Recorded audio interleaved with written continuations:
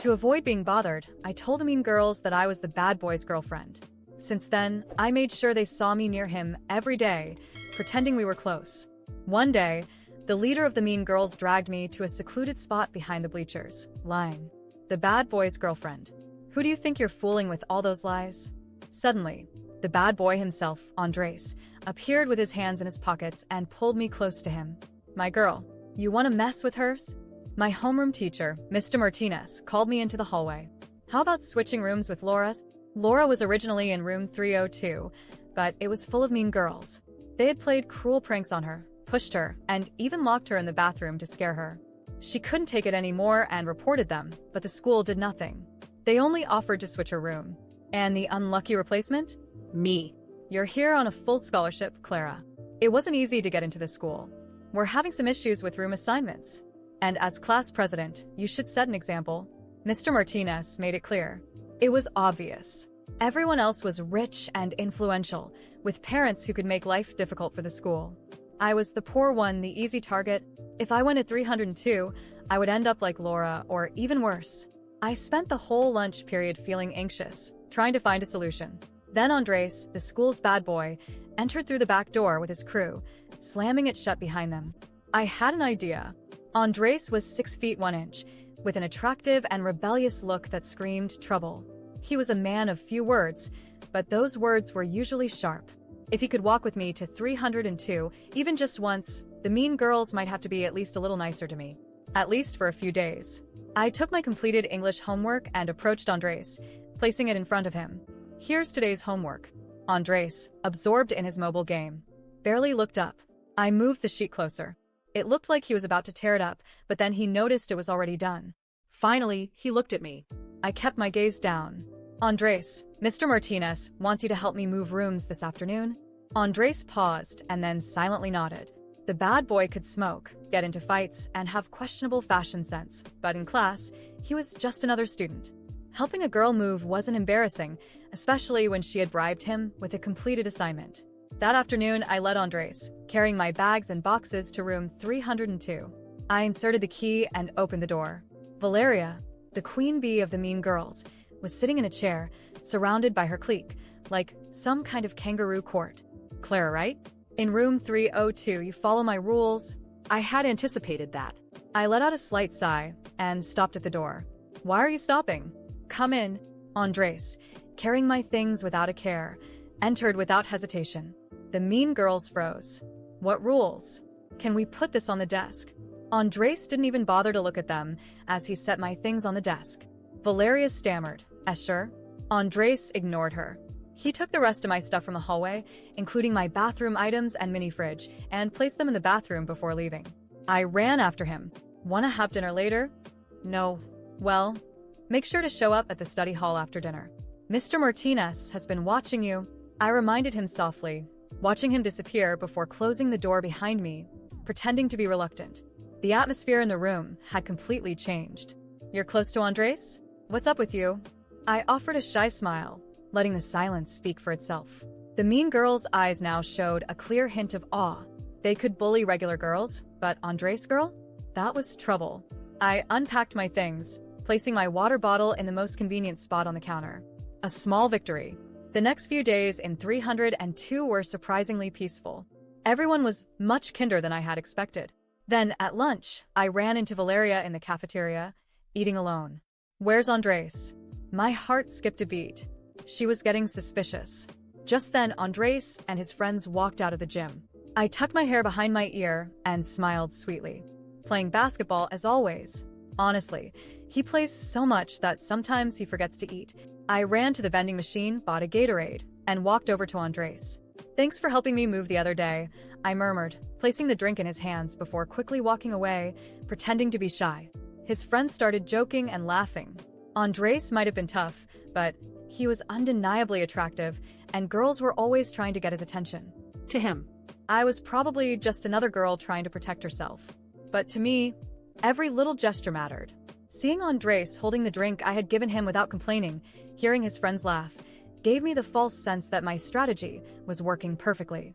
I kept pretending to be comfortable, with a slight smile on my face, while Valeria watched me from afar, her eyes narrow with suspicion. In the days that followed, I maintained the act as carefully as possible. I always made sure to be nearby when Andres was around, without seeming too desperate or obvious. A few words exchanged here, a discreet glance there, and the illusion stayed alive. The mean girls who used to be so intimidating now kept their distance, as if I had some kind of invisible protection. But I knew it wouldn't last forever. And I was right. That afternoon, as I returned to the dorm after literature class, I sensed an unusual presence in the hallway. My instincts told me to run, but before I could react, Valeria and her followers cornered me near the fire escape. "You think we're idiots, Clara?" Valeria hissed, crossing her arms while her friends blocked any way out. "You and Andres, there's nothing between you two. He barely even looks at you." I swallowed hard, trying to stay calm. "I don't know what you're talking about." She laughed, a cold and cruel sound. "Oh, please. Andres may be rude, but he's not blind. Do you really think someone like him would waste his time with someone like you?" Before I could respond, I felt a tug on my arm, shoving me against the wall with force. One of the girls grabbed my hair, twisting it painfully. My heart pounded, but I couldn't scream. Not there, where no one would care. "You think you can play with us, Clara?" Valeria leaned in closer to my face. "Do you think he'll show up and save you now?" I tried to break free, but another shove sent me to the ground. My hands burned as they scraped against the rough concrete, and I tasted blood when I accidentally bit my lip. I curled up, bracing for the worst, but after one last kick to my backpack, Valeria stepped back, satisfied. "Don't worry, we won't do anything for now, but if you keep up this little act, Clara," she lowered her voice and whispered near my ear, "we'll make sure no one believes you anymore." They left laughing, leaving me on the floor, trembling. It took me a while to pull myself together, getting up slowly and feeling the pain spreading through my body. When I finally got back to the dorm, I avoided the mirror. I didn't want to see the marks. The next morning, I tried to hide the bruises as best as I could, wearing long sleeves and cheap makeup, but I couldn't completely conceal the cut on my lip. I walked through the cafeteria with my head down, but Andres saw me. He always seemed like he wasn't paying attention to anything, but in that moment, his eyes met mine, and for a fraction of a second, he really saw me. He dropped his tray on the table and walked over to me, stopping by my side with an expression I had never seen before. Andres looked me up and down and narrowed his eyes. Before I could say anything, he grabbed my arm firmly and pulled up my sleeve, revealing the purple bruises I had tried to hide. "Who did this?" His voice was low but filled with something dangerous. I tried to pull my arm away, but he held it tighter, forcing me to look at him. My heart was pounding so fast, I thought I might faint right there. "It's nothing. I just fell." I tried to lie, but his gaze silenced me instantly. Without saying another word, he turned and stormed across the cafeteria. I knew where he was going, and before I could react, Andres was already at Valeria's table. The entire cafeteria went silent as he slammed his hand on the table, leaning over her. "If I find out you touched her again, you'll regret it." His voice was low but carried a real threat. Valeria let out a nervous laugh, but her eyes showed fear. The other girls couldn't even look at him. "Andres, you know that." "Shut up." He cut her off, staring her down. "I said don't touch her. This is your warning." With that, he walked away, grabbing his tray and leaving as if nothing had happened. The entire cafeteria remained silent, with all eyes on me. I wanted to disappear, but at the same time, a strange feeling took over me. For the first time, Andres had done something for me without me asking. He cared somehow. After that day, something changed between us. He started being around more present. He didn't talk much, but he always appeared when I needed him. When the girls gave me dirty looks, just one glance from Andres was enough to make them look away. And suddenly, I didn't have to pretend so much anymore. I started observing him differently. There was something more to him beyond the rebellious look and tough attitude. He had a strange way of showing concern, but it was real. And I, who once only used him for protection, started to wonder, what if he really cared? Slowly, we started running into each other more often. Short conversations became more frequent, and I began to realize that Andres was more than just the bad boy of the school.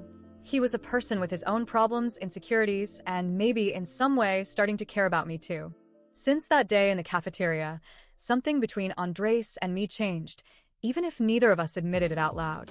He started showing up more often in the places I usually hung out. It wasn't like he was actively looking for me, but somehow, we always ended up close to each other. I didn't have to pretend as much anymore. His presence felt natural, almost as if he had always been there. At first, I tried to keep things the way they were, maintaining the safe distance I had set for myself. But it was hard when he looked at me that way, with those deep eyes that seemed to see beyond the facade I tried to maintain. He wasn't much of a talker, but his actions spoke louder than any words. Small gestures, like holding the door for me, staying close when the girls from room 302 tried to glare at me, or even sharing a comfortable silence when we found ourselves sitting in the same corner of the library. One night, while I was trying to finish an essay in the library, Andres appeared out of nowhere, dropping his backpack onto the chair beside me and staring at my laptop screen. "What are you writing?" he asked in a low, husky voice, resting his chin on his hand. I tried not to seem nervous about his proximity. "Literature essay. I have to finish it by tomorrow." He nodded, not taking his eyes off the screen. "Sounds boring?" I laughed, surprising even myself. "Yeah, a little." To my surprise, he stayed there, watching me type, occasionally making short comments about the music playing in my headphones or how annoying the teacher was. It was strange, but also comforting. Little by little, Andres became a constant in my life, and the barrier I had built around myself began to crack. One afternoon, while I was organizing some things in my locker, I heard his voice behind me. "I'll pick you up after class today." I turned around, confused. "Pick me up? For what?" He shrugged, as if it wasn't a big deal. "You need to get out a little. Let's take a walk." My first instinct was to say no. I never went out, always staying in the dorm or focusing on my studies, but the casual way he said it made me hesitate. There was something about him that made me want to say yes. "All right," I murmured, pretending to be indifferent, but my heart was pounding. When class ended, he was waiting for me by the exit, leaning against the wall like he didn't have a single care in the world. We walked without rushing, and soon we were far from school, in a quiet park. We sat on a bench, and Andres, always silent, pulled out a candy from his pocket and offered it to me. I accepted, feeling a strange sensation in my chest. "Have you always been this quiet?" I asked, playing with the candy wrapper. He glanced at me sideways, a small smile tugging at the corner of his mouth. "Only when there's nothing to say." I chuckled softly. I thought bad boys were supposed to be louder. He let out a light laugh, and for the first time, I noticed how rare and genuine it sounded. Not everything they say about me is true. I stayed quiet, letting his words sink in. Somehow, it seemed obvious now. Andres wasn't just the bad boy of the school. He had layers, and more, I wanted to uncover them all. Days passed, and our interactions became more frequent. He would show up at the library, sit with me in the cafeteria, and even start small conversations in the hallway. The girls from room 302 still looked at me with disdain, but they didn't dare touch me anymore. Andres had made his message clear, and everyone knew that messing with me meant messing with him. One night, as we were walking back to the dorm together, a light rain began to fall. We ran for cover under a canopy, laughing as if it were the most fun thing in the world. We were so close that I could feel the warmth of his body beside me. My laughter faded slowly, and when I looked at him, I noticed he was looking at me differently, more intensely. "Why do you do this?" I asked, my voice barely above a whisper. He didn't answer right away. His eyes studied my face, as if taking in every detail, before finally murmuring, "Because I care." My heart skipped a beat. There was no lie in his eyes, just a raw sincerity that made me feel vulnerable in a way I had never felt before. For a moment, I thought about looking away, pretending that nothing was happening, but I knew it was too late. From that night on, everything changed. We spent more time together, and what once was a convenient lie turned into something real. Andres protected me, not because I had convinced him to, but because he wanted to. And me? I could no longer deny what I felt. The stolen glances turned into subtle touches, the silences between us became comfortable, and every moment by his side felt more meaningful than I was willing to admit. Andres was everything I never thought I needed, and yet, he was there, becoming an undeniable part of my life. I had started it all with a lie, but now, I was living a truth I never imagined possible. After that rainy night when Andres told me he cared about me, something inside me changed completely. I no longer saw him as just the school's troublemaker, the guy everyone avoided and feared. I started noticing his nuances, the way his silences spoke louder than words, how he observed everything around him with a tired look, as if he was used to being judged without anyone truly trying to know him. I didn't know how, but every time we were together, the lie I had made up to protect myself started to feel more real. And one day, it became crystal clear. We were sitting on the staircase behind the gym, where he liked to spend time when he wanted to be away from everyone. The sun was setting, painting the sky in shades of orange and purple, and I felt at ease sitting there beside him. Andres played absent-mindedly with an unlit cigarette between his fingers, lost in thought, and before I realized it, I broke the silence. Andres, why do you always act like you don't care about anything? My voice came out softer than I intended. He sighed, looking at the horizon before turning his eyes to me. Because people only see what they want to see anyway. I stayed silent, waiting for him to continue. Andres didn't usually open up, so I knew I had to take advantage of this moment. Ever since I was a kid, everyone treated me like I was a problem, he said with a bitter laugh. Teachers said I was hopeless. My parents fought with me like I was a ticking time bomb. And me? Well, he shrugged. I just followed the script they wrote for me. I swallowed hard. That explained a lot. The way he carried the weight of the world on his shoulders, how he never bothered trying to explain himself to anyone. Everyone saw him as the bad boy, so he simply embraced the role, even if deep down it wasn't who he really wanted to be. But you're more than that, I murmured, watching his face closely. I've seen it, you care. Maybe not in the way people expect, but you do. He looked at me for a long moment, as if trying to figure out if I was saying that because I truly believed it or just out of pity. Then, he shook his head, letting out a soft laugh, but without his usual sarcasm. You're weird, Clara, he said, tossing the cigarette away. But I think I like that. I felt my face heat up, but before I could say anything, he abruptly changed the subject. And those bitches? What are we gonna do about them? I turned to him, surprised. What do you mean? He smirked, that mischievous grin I had already learned to recognize. You really think I'm gonna let what they did to you slide? After everything, I think it's time we got even. For a second, I hesitated. I wasn't the vengeful type, but the memory of the fear I felt when Valeria and her followers cornered me was still fresh in my mind. They hadn't paid for it, and now, with Andres by my side, I knew I didn't have to hide anymore. What do you have in mind? I asked, trying to hide a smile. Andres leaned in closer, his eyes gleaming with mischief. Just watch. The next day, school went on as usual. Valeria and her group strutted through the hallways as always, flaunting their arrogance and thinking they still had control over everything. But Andres had a plan, and I just had to play along. The first part involved a simple anonymous message to the principal, exposing all the pranks Valeria and her friends had pulled over the semester. Everything from sabotaging other students to petty theft in the cafeteria. Of course, it was all carefully documented, thanks to Andres and his friends' discreet surveillance.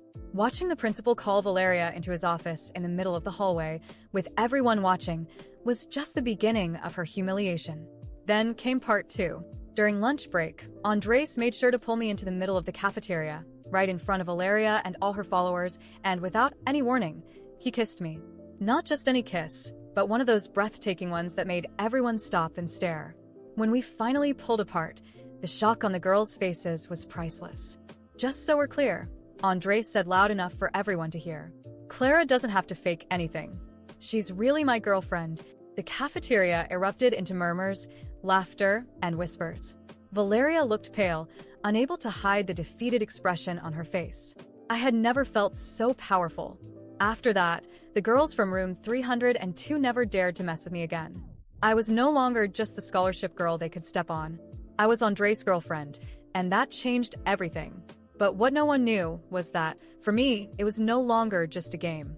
I actually liked him. I liked the way he protected me without expecting anything in return, the way he looked at me when he thought I wasn't watching. And from the way he held me in the cafeteria, I knew it wasn't just a game for him either. Now, everything was different. I had earned the respect I always wanted at school, but more than that, I had someone by my side who saw me for who I really was. And that was worth more than any revenge.